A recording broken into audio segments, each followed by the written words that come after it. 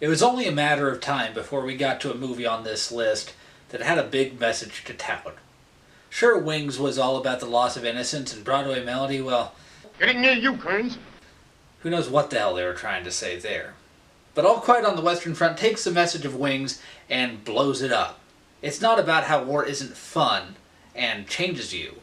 It's about how war is hell and will destroy the very fabric of who you are. Released a mere 12 years after the end of World War I, the movie was an instant hit, with the strong anti-war message striking a chord with people who had lived and lost in the conflict being depicted on screen.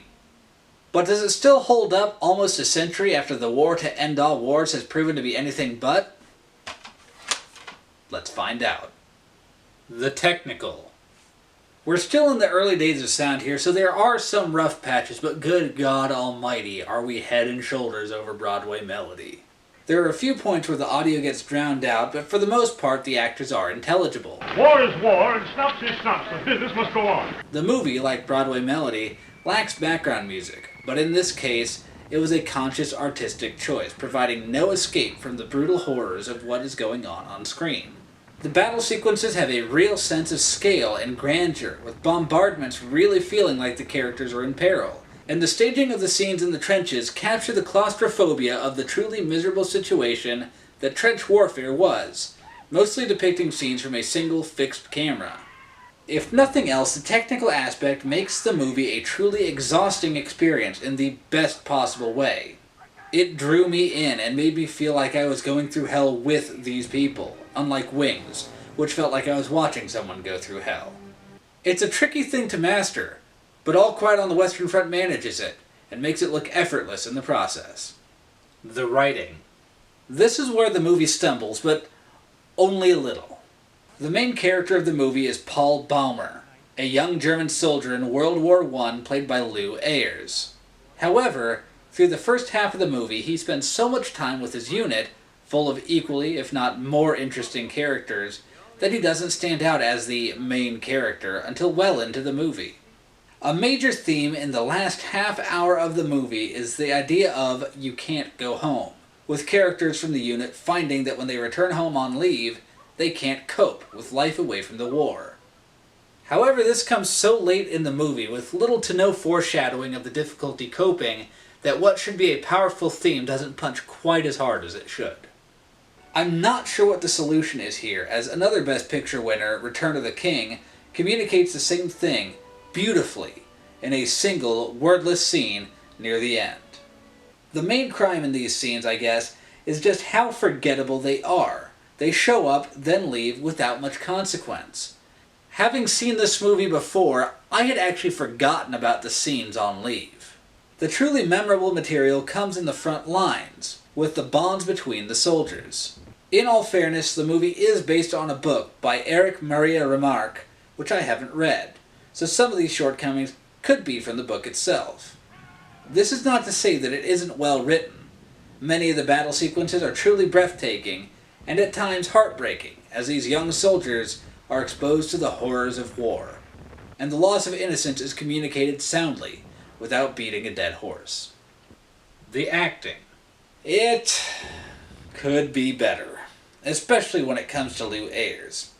He lacks any subtlety in his role, which desperately needs it. A scene where he's stuck with a wounded enemy soldier on the battlefield, which is written beautifully, has an almost Shakespearean bravura to it.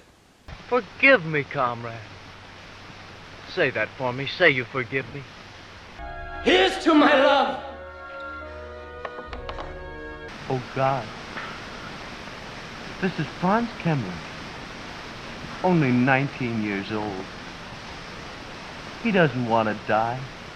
He's passable at best throughout, but he's saved by some surprisingly sound supporting characters, especially the gruff but gentle Stanislaus Kaczynski, played by Louis Wollheim, who passed away less than a year after the movie was released.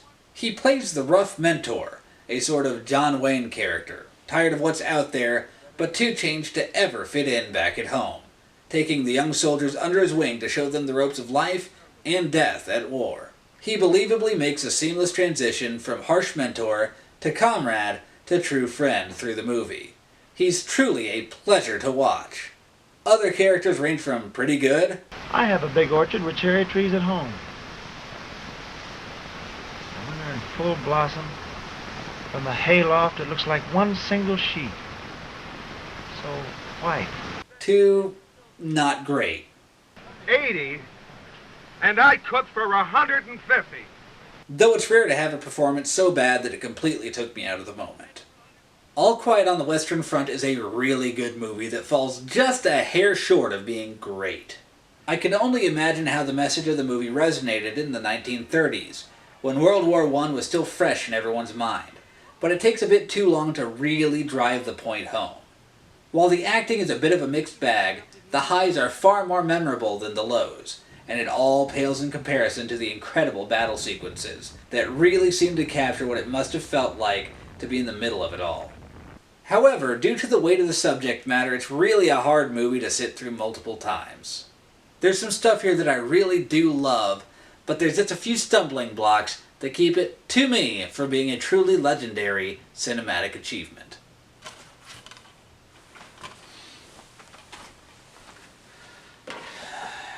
And another one down.